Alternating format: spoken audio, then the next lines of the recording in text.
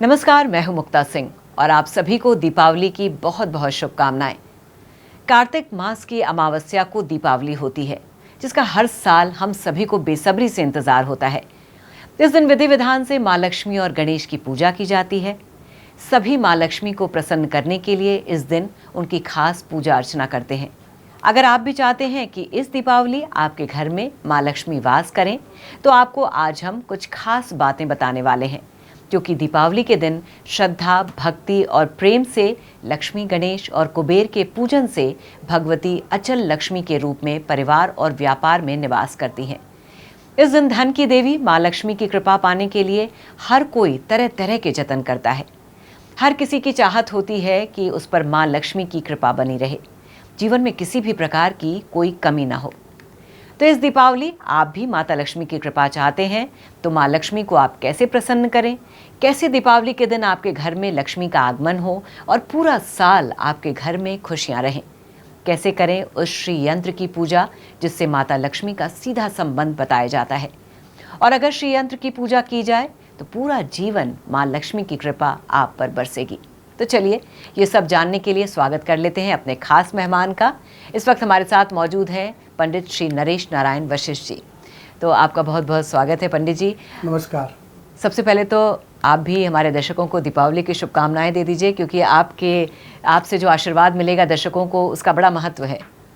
दीपावली की आप सबको हार्दिक शुभकामनाएं। आप सब सुखी रहें, स्वस्थ रहें, अच्छे रहें, देश का गौरव बढ़ाए, धर्म की रक्षा करें, आपके घर में धन धान्य और समृद्धि स्वास्थ्य हमेशा बना रहे। पंडित जी, तो जैसे कि सबसे पहला सवाल सभी के मन में है कि शुभ मुहूर्त क्या है दीपावली पर पूजा का, और किस विधि विधान से माँ लक्ष्मी की पूजा की जाए ताकि दीपावली के दिन माँ लक्ष्मी अन्न धन के भंडारे भरे। हमारे यहाँ शुभ घड़ी, शुभ लगन, शुभ मुहूर्त का महत्व है। कुछ चीज़ें हैं जो परंपरागत हैं जिसमें भेद हो जाता है। जैसे इस बार थोड़ा सा भेद है कि 31 की दिवाली, 1 तारीख की दिवाली। कुछ चीज़ें हमारे यहाँ नक्षत्रों के हिसाब से त्यौहार में मनाई जाती है। जैसे रोहिणी नक्षत्र में कृष्ण का जन्म था, तो जन्माष्टमी जब रोहिणी नक्षत्र आएगा तभी मानेंगे। वो सवेरे आया है, शाम को आया है, वो अलग बात है, लेकिन रोहिणी नक्षत्र में ही होगा। उसी वक्त जिस दिन रोहिणी नक्षत्र आएगा उस दिन हम लोग उनका जन्म मनाएंगे। ऐसी भद्रा काल है, तो भद्रा काल हमारे केवल 2 त्योहारों में महत्व रखता है। एक, भद्रा काल में राखी नहीं बांधी जाती, तो रक्षाबंधन में भद्रा काल को माना गया। शनि की बहन का नाम भद्रा है। दूसरा, होलिका दहन में भद्रा काल को माना गया।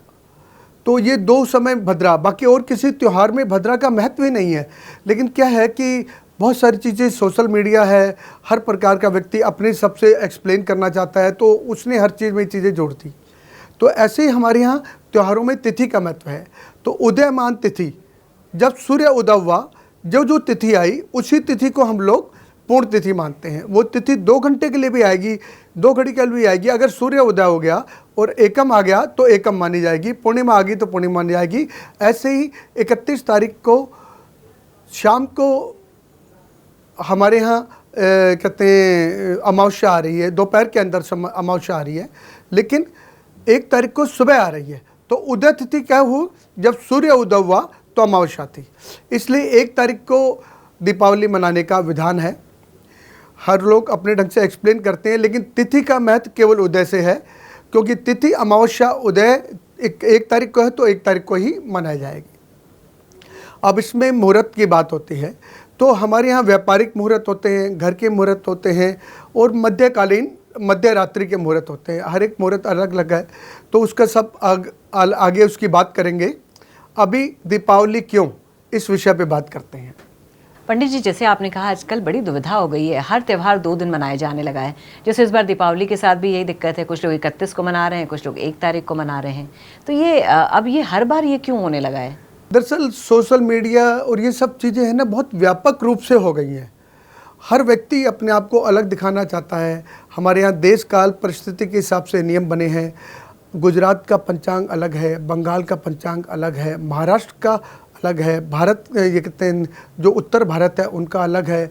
तो उस वो देश काल परिस्थिति के हिसाब से वहाँ का लॉन्गिट्यूड लैटिट्यूड अलग है, सब था। अब मीडिया में हर चीज़ इजी हो गई, हर व्यक्ति अपने ढंग से एक्सप्लेन करना चाहता है।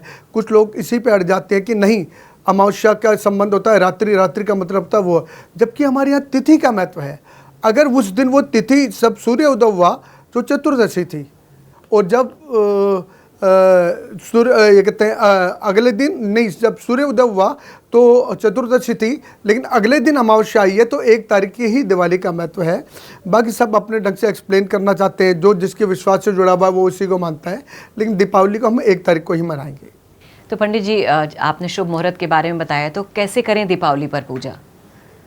दीपावली पर एक परंपरागत पूजा है हमारी। इसके अंदर सब लोग अपने ढंग से अपने घर में स्वयं ही पूजा करते हैं। व्यापारिक पूजाओं में पंडित जी को बुलाने का विधान है। व्यापारिक पूजाओं के अंदर, फैक्ट्रियों में, अपने ऑफिस के अंदर, अपनी दुकानों पर ऐसा महत्व माना जाता है।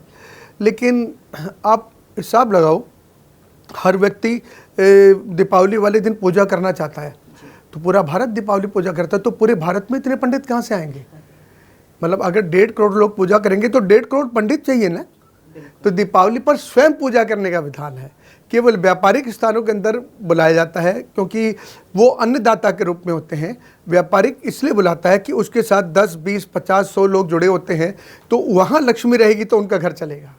पंडित जी, जिनके घर में बड़े बुजुर्ग हैं उनके यहाँ तो आसानी होती है, लेकिन कुछ नए बच्चे जो हैं तो उन्हें नहीं समझ में आता कि पूजा करें कैसे। तो वैसे तो हर आदमी अपनी श्रद्धा भक्ति से जैसे कर सकता है वैसे जैसे भी कर पाता है वैसे करता है, लेकिन आपके हिसाब से कैसे हम करें कि हमारी पूजा भी अच्छे से हो जाए? अगर हम नहीं भी जानते हैं तो भी हम कैसे भगवान की आराधना करें कि हमारी पूजा जो है वो सफल हो? बहुत सहज प्रक्रिया है। हम दीपावली पूजन में हम परंपरागत अपने घर में बने मंदिर में पूजा नहीं करते हैं। उसके लिए अलग से आसन बिछाते हैं, लाल कपड़े का आसन होता है। दीपावली जिस नक्षत्र में आती है उस नक्षत्र के हिसाब से उसके नियम लागू होते हैं। दीपावली का एक चित्र रखा जाता है, नहीं तो हमारे यहाँ मट्टी के लक्ष्मी गणेश को लाया जाता है, और सोने चांदी के भी लोग रखते हैं। लेकिन हमारे यहाँ जिनका आह्वान किया जाता है उनको प्रवाहित किया जाता है। जैसे गणपति पूजा पे गणपति का आह्वान किया जाता है, फिर गणपति को प्रवाहित कर देते हैं, ऐसे ही दुर्गा पूजा पे दुर्गा जी को आह्वान किया जाता है, फिर उनको प्रवाहित कर देते हैं। ऐसी मट्टी की मूर्ति का महत्व है।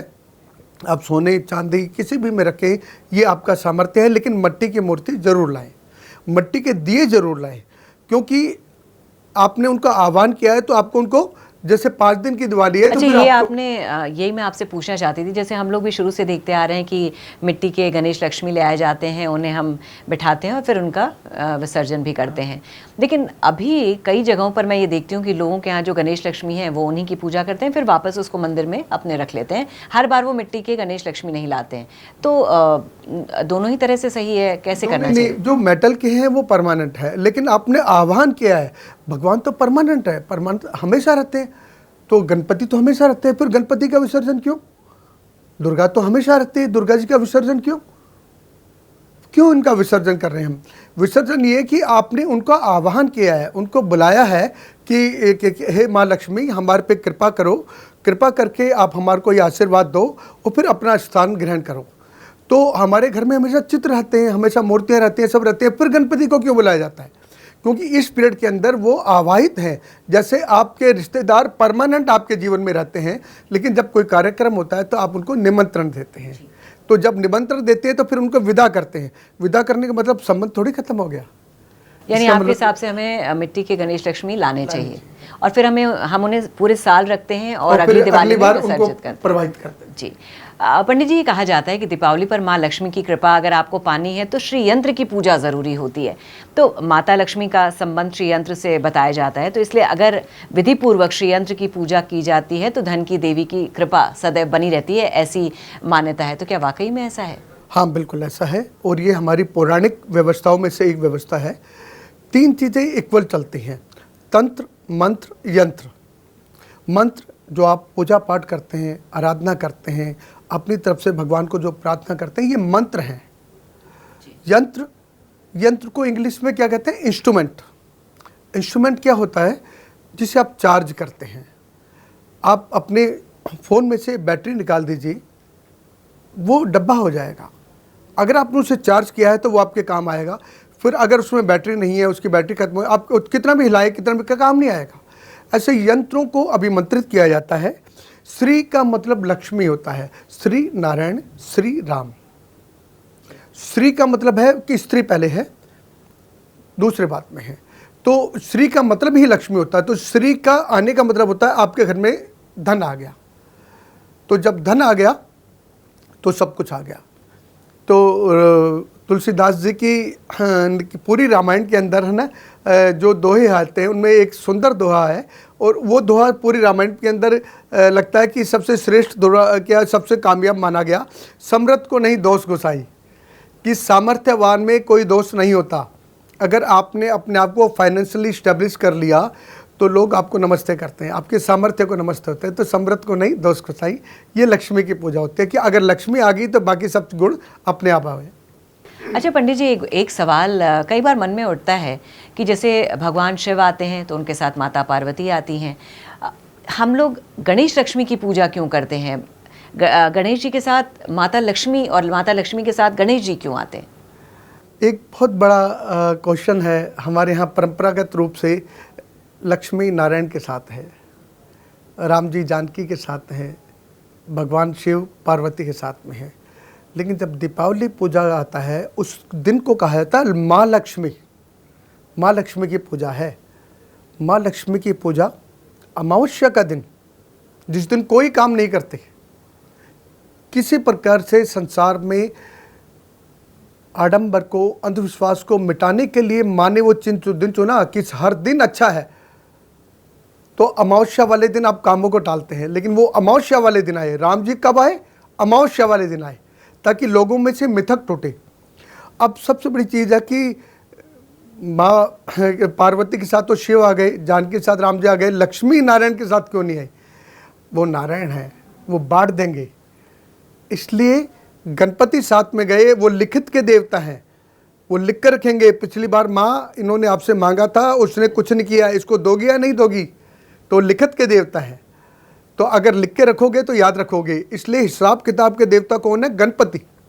तो गणपति को उन्होंने साथ लिया तो मैं तो बांट आऊंगी, हिसाब कौन रखेगा? इसलिए गणेश जी उनके साथ चलते हैं। इसलिए व्यापारी जब अपनी उसको किताब बनाता है, कोई बही खाता बनाता है, तो पहले गणपति बना देता है, पहले स्वास्थ्य का निशान बना देता है कि अगर वो है तो याद रहेगा तो रहेगा। आप चले जाओ, आप काम नहीं करते, आपके कागज काम करते हैं। तो लिखित के देवता कौन है? गणपति। इसलिए गणपति को बुलाया जाता है कि अगर गणेश जी आएंगे, लिखित रहेगी, तो आने वाली पीढ़ी को बता देंगे देखो माँ लक्ष्मी दे के गई थी, ये लिखित में लिखा है हमारे, इसलिए उनको साथ बुलाते हैं। तो पंडित जी, जैसे कि आपने यंत्र के बारे में बताया, कुछ ऐसे मंत्र बताइए जो दिवाली के दिन पढ़े जा सकें, जिससे कि माँ लक्ष्मी, भगवान गणेश और कुबेर भगवान को प्रसन्न किया जा सकता हो। कुछ ऐसा मंत्र हो जो आप हमारे दर्शकों को बताना चाहें? मंत्र एक साधना है। बहुत सी चीज़ें व्यापक रूप से लोगों के बीच में आ गई, सोशल मीडिया से, व्हाट्सएप से, अपने कंप्यूटर से, इंटरनेट से लोगों के पास पहुंच गई। तो मंत्र तो सहज उपलब्ध है। मंत्र एक साधना है।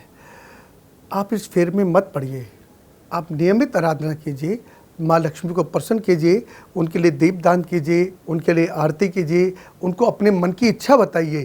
क्योंकि अगर आपने उसमें करने में गलती कर दी तो आपकी सारी साधना व्यर्थ हो जाएगी, सारी आराधना व्यर्थ हो जाएगी। इसलिए मंत्र विशेष प्रयोजन है, इसको तो चर्चा में भी नहीं लाते। इससे हम एक ही बात कहते हैं कि आपको आता है तो आप उसी जगह पढ़िए, आप उसे सार्वजनिक रूप से मत बताइए। क्यों? क्योंकि आपको दिक्कत हो जाएगी। पंडित जी, हर त्यौहार पर देवी की पूजा की जाती है, दीपावली पर भी माँ लक्ष्मी को पूजा जाता है, और कहते हैं ना, महिलाओं का सम्मान दीपावली पर ज़रूरी है। घर में कोई भी महिला हो तो उसका सम्मान होगा तो माँ लक्ष्मी प्रसन्न होंगी। इसलिए हम आपसे जानना चाहते हैं कि महिलाओं का सम्मान खासतौर पर इस दिन कितना ज़रूरी है? हमारे यहाँ जब धन की चर्चा हुई तो धन को स्त्री से जोड़ा गया। स्त्री के पास जनन प्रक्रिया है, अगर कुछ दे सकती है तो ये मातृभूमि है। भूमि से आप पैदा कर सकते हैं, पत्थर से आप पैदा नहीं कर सकते। तो जिसके पास देने की ताकत है वो पूजनीय है। तो देने की ताकत स्त्री के पास है, पुरुष के पास नहीं है। पुरुष उसके लिए साधन उपलब्ध कर सकता है, लेकिन उसको साधन दे सकता है, उत्पन्न नहीं कर सकता। इसलिए स्त्री को धन माना गया और स्त्री को ही धन बोला गया। कभी बोला नहीं जाता वो स्त्री धन बोला जाता है, पुरुष धन तो कभी नहीं बोला गया। इसलिए कि वो है तो बरकत है, वो है तो सब कुछ है। मकान को घर स्त्री बनाती है, तो मकान तो हर कोई बनाता है, लेकिन उसको घर स्त्री बनाती है। स्त्री है तो धर्म जिंदा है। हमारे यहाँ किसी भी धर्म में, किसी भी जगह पे, कहीं पर भी, इतने सारे संसार में धर्म है, कहीं पर भी स्त्री को पूजा जाता हो तो कोई उदाहरण नहीं मिलता है। हमारे यहाँ बिना स्त्री के कोई पूजा ही नहीं मानी जाती। अच्छा पंडित जी, एक आखिरी सवाल। आज के दिन, दिवाली के दिन झाड़ू खरीदा जाता है और कचरे के पास दिया भी जलाया जाता है, इसके पीछे क्या लॉजिक है? आप अपने घर में दो चीज़ों को छुपा कर रखते हैं। दो ही चीज़ें होती हैं जो छुपा कर रखते हैं। एक, आप धन को छुपा कर रखते हैं, उसको तिजोरी में रखेंगे, उसको पर्स में रखेंगे, उसको अलमारी में रखेंगे, उसको बंद करके रखेंगे। दूसरी चीज़, आप झाड़ू को आप अपने घर में उस कोने में रखते हैं, कोई देखे ना।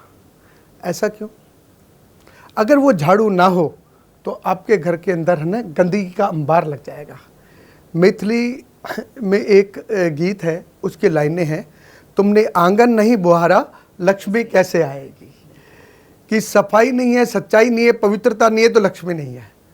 इसलिए हमारे यहाँ दिवाली में सफाई की परंपरा है कि सारे साल की जो गंदगी, जो बचा हुआ सामान, जो टूट फूट, इसको निकाल के फेंको, क्योंकि तुम्हारे घर में स्थान ही नहीं होगा तो लक्ष्मी बैठेगी कहाँ। झाड़ू को इसलिए महत्व दिया गया, अगर ये नहीं है तो मेरे घर के अंदर ना सब खत्म हो जाएगा। आपके घर में झाड़ू ना लगे, आप गंदगी मत करो, लेकिन वो डस्ट से भर जाएगा।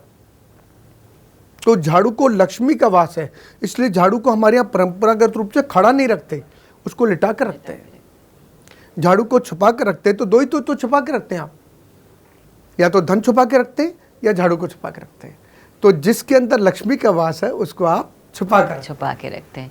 बहुत ही अच्छे से पंडित जी आपने सारी बातें समझाई, तो उम्मीद है आपको भी बहुत अच्छा लगा होगा पंडित जी ने जो भी बातें बताई, और ख़ास तौर पे आप भी महिलाओं का सम्मान करेंगे, क्योंकि किसी घर में खुशनुमा माहौल हो तो उस घर में रोज़ दिवाली सा नज़ारा होता है।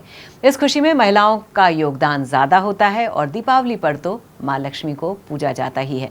तो इस उम्मीद के साथ कि सुख और समृद्धि आपके आंगन में झिलमिलाए, दीपक अमन के चारों दिशाओं में जगमगाए, खुशियाँ आपके द्वार पर आकर खुशी मनाए। दीपावली की आपको ढेर सारी शुभकामनाएं। नमस्कार। नमस्कार। श्रेष्ठ उत्तराखंड पर खबरों से जुड़े रहने के लिए चैनल को सब्सक्राइब और लाइक करें, बेल आइकन दबाएं और देखते रहें श्रेष्ठ उत्तराखंड।